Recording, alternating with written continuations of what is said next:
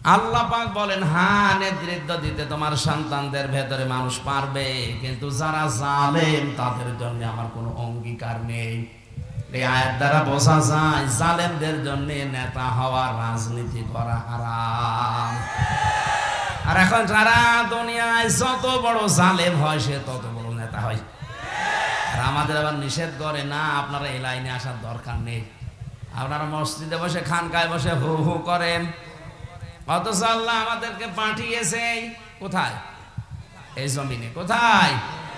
ইন্নী জাইলুন feel আরদি খলিফা, অবশ্যই আমি খলিফা পাঠাতে চাই জমিনে। কোথায়? মেধা যদি থাকে, আপনি যোগ্যতা থাকলে মিলান। আল্লাহ কিন্তু ইন্নী জাইলুন ফিল মাদারিসি খলিফা বলেননি যে মাদ্রাসায় খলিফা করে পাঠালাম। ইন্নী জাইলুন ফিল খানকা খলিফা, তোরে খানকায় পাঠালাম, তুই খলিফা হয়ে যা। ইন্নী জাইলুন ফিল মাসাজিদি খলিফা, মসজিদে পাঠালাম, শুধু ওখানে দায়িত্ব পালন করলে শেষ হয়ে যাবে না, আপনাকে পাঠিয়েছেন আল্লাহ জমিনে। কোন জায়গায়? আরো জোরে বলেন কোথায়? বাংলার মুসলমানেরা আজ আমরা জমিনে নেই, এই জন্য জালেমরা জমিন ফাঁকা পেয়ে 180 মাইল বেগে চালাচ্ছে, যখন যা মনে আসে তাই করছে। এক কথা বলছেন, অত বোঝার দরকার নেই, হালকা বোঝে। দরুদ আর সালাম পড়ছি আমাদের নবী মুহাম্মদুর রাসূলুল্লাহ সাল্লাল্লাহু আলাইহি ওয়াসাল্লামের প্রতি। একবার দরুদ পড়লে আমরা জানি মান সাল্লা আলাইয়া ওয়াহিদান সাল্লাল্লাহু আলাইহি আশরা, মহান আল্লাহ তার দিকে 10 বার তাকিয়ে থাকে। কয়বার? এই জন্য তো প্রথমে একবার দরুদ পড়ে নিলাম। হ্যাঁ, হয়তো এই বগুড়া, নওগাঁ, রাজশাহী এলাকাতে অনেকে দরুদ এটা পড়তে চায় না, দরুদ ইব্রাহিম পড়ে, এটা উত্তম দরুদ। দরুদ পড়া যাবে না, এ ফতোয়া আপনি দিতে পারবেন না, কারণ এর ভেতরে যে কথাগুলো আছে ওইটাই মেন। আপনি এখানে বসে এক বাক্যে জবাব দিয়েছেন আল্লাহুম্মা সাল্লি আলা, হে আল্লাহ তুমি রহমত নাজিল করো আলা মুহাম্মদ, মুহাম্মদের উপরে। আল্লাহ যেন ছাত্রের মতো আমাদের জিজ্ঞাসা করছে, তোমরা যে কামনা করলে যে রহমত নাজিল করো মুহাম্মদের উপরে, কে এই লোকটা কে? আমরা যেন সবাই স্বতঃস্ফূর্ত ভাবে জবাব দিয়েছি সাইয়্যিদিনা মুহাম্মদ, আমাদের নেতা। এই কথা বলা লাগবে। আমরা কিন্তু কেউ বলি না তিনি আমাদের আবি, আমাদের বাবা, না কেউ আমরা এই কথা বলি না তিনি আমাদের চাচা, তিনি আমার ভাতিজা, তিনি আমার সন্তান, এই জন্য আপনি দয়া করেন না। এক বাক্যে সবাই জবাব দিয়েছেন। আপনি রাজনৈতিক ভাবে আদর্শ আপনার আলাদা থাকতেই পারে, কিয়ামতে নবীর সুপারিশ ছাড়া জান্নাত পাবেন না, এটা বিশ্বাস করেন তো? এক কথা বলা লাগবে, বিশ্বাস করেন? এই বিশ্বাসের কারণে আমরা সবাই বললাম সাইয়্যিদিনা, হে আল্লাহ তুমি রহমত নাজিল করো ওই মুহাম্মদের উপরে যিনি আমাদের নেতা। সূক্ষ্মভাবে একটা কথা বলছি, খেয়াল করেন আলেম যারা আছেন, হযরতে আদম থেকে কিয়ামত পর্যন্ত যত মানুষ আসবে, কোন মানুষকে আল্লাহ নেতা বলে ডাক দেননি। শুধুমাত্র মুহাম্মদুর রাসূলুল্লাহকে আল্লাহ নিজে বলেছেন ইয়াসিন, হে নেতা। হে কি? হে নেতা। আল্লাহর ঘোষিত নেতা পৃথিবীতে একজনই। এখানে আয়াতের তাফসীর পড়তে গিয়ে দেখেছি পৃথিবীতে কিয়ামত পর্যন্ত যদি মুসা নবী, ঈসা নবীও আসে, আর মুহাম্মদুর রাসূলুল্লাহকে তার নেতৃত্ব বাদ দিয়ে কেউ যদি মুসা নবীকেও গ্রহণ করে, ও জাহান্নামে যাবে। এই কথা বলা লাগবে। আপনি কি বুঝে শুনে হ্যাঁ বলছেন? টের পাচ্ছেন ও কথার ওজন কত? মুসা নবীর মতো এত বড় পাওয়ারফুল নবী যিনি আল্লাহর সাথে কথা বলতেন, হযরতে ঈসা যাকে রূহুল্লাহ বলা হয়, আল্লাহর ফৎকারে দুনিয়ায় এসেছেন, এত বড় পাওয়ারফুল নবীগুলো যদি দুনিয়ায় কোনোদিন আসে, আর মুহাম্মদুর রাসূলুল্লাহর আদর্শ বাদ দিয়ে কেউ যদি ওইদিকে দৌড়ায়, আল্লাহর নবী বলেন নিশ্চিত সে জাহান্নামী। বগুড়াবাসী এখনো কি আপনার মাথা খোলে না? এত বড় নবীরা, তাদেরকে যদি মেনে নিলে জাহান্নামে যাওয়া লাগে এখন, তাহলে বিশ্ব নবী বাদ দিয়ে আজ যারা অন্য কাউকে আদর্শ মেনে রাজনীতি করছে, সরাসরি ফতোয়া দিলাম আপনি জাহান্নামী, আর কারো লাগবে না। কারণ ইয়াসিন শব্দের 5টা অর্থ আছে তাফসিরে কাবিরে।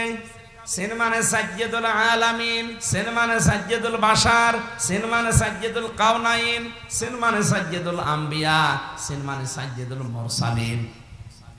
1 ঘন্টা কথা বললে আমি কমপক্ষে 20 ঘন্টা ওই আয়াতের উপরে দেখে আসি। যত তথ্য আছে সব ডেলিভারি দিতে গেলে হয়তো অনেক সময় লাগবে, এখানে তাড়াতাড়ি করছি। আলেম যারা আছে তারাই বুঝলে হবে সিন শব্দের শাব্দিক অর্থ সাজ্জেদ। সিন মানে কি? সাইয়েদ মানে নেতা। সবাই মিলে আমরা রহমত কামনা করলাম, দয়া কামনা করলাম যার উপরে, তিনি সাধারণ মানুষ না, তিনি আমাদের আরো জোরে। এখানে নেতৃত্বের গুণাবলী এটা আলাদা জিনিস।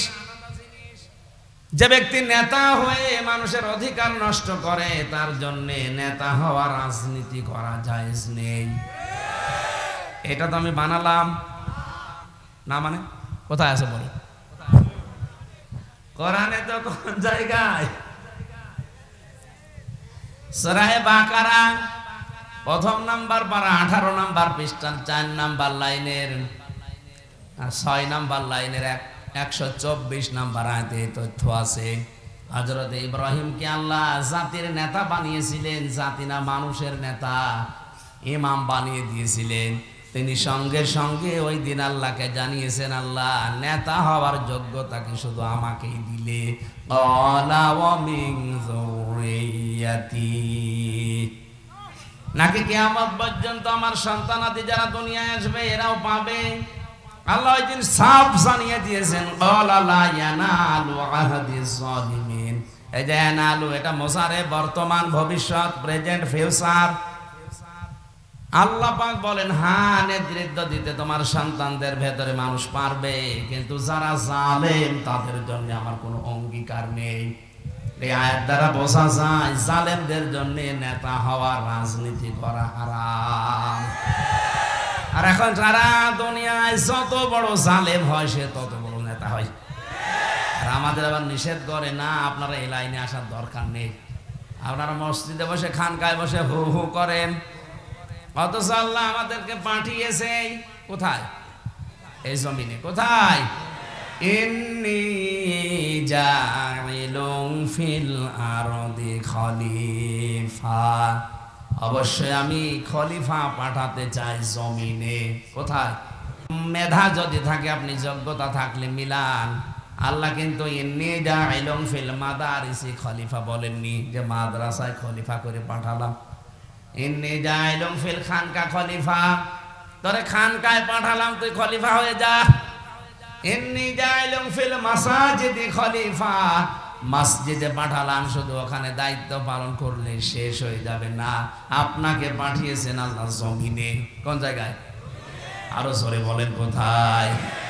বাংলার মুসলমানেরা আজ আমরা জমিনে নেই, এই জন্য জালেমরা জমিন ফাঁকা পেয়ে 180 মাইল বেগে চালাচ্ছে। যখন যা মনে আসে তাই করছে। এক কথা বলছেন, অত বোঝার দরকার নেই, হালকা বোঝে। দেখেন তো আজ আমরা জমিনে নেই, জালেমরা আজ জমিনটা ফাঁকা পেয়েছে, মন মতো যা লাগে তাই করে। আমরা যেহেতু খানকায় আছি, ও খানকার খলিফা হয়ে বসে আছে। তোরে খানকার খলিফা হওয়ার জন্য কে বলেছে? তোরে বলেছে আল্লাহ জমিনের খলিফা হওয়ার জন্য। এই শব্দটা কাজ বিকৃত করে এমন একটা অপমান জায়গায় নিয়ে গেছে, যারা চুল কেটে দেয় তাদেরকে অনেক এলাকায় খলিফা বলে। কাপড় সেলাই করে ওলাও নাকি খলিফা। এমনকি দাঁতের যারা ডাক্তার, আমি অনেক জেলায় শুনেছি ওদের ডাক্তার বলে না, বলে খলিফার কাছে যাচ্ছি। কোথায় নিয়ে গেছে শব্দগুলো? অথচ পৃথিবীর শ্রেষ্ঠ সৃষ্টি মানুষ, তারা এ জমিনের খলিফা। আরো জোরে বলেন। আল্লাহ আমাদেরকে সাজ্জেদেনা হিসাবে বিশ্ব নবীকে মানার তৌফিক দিন।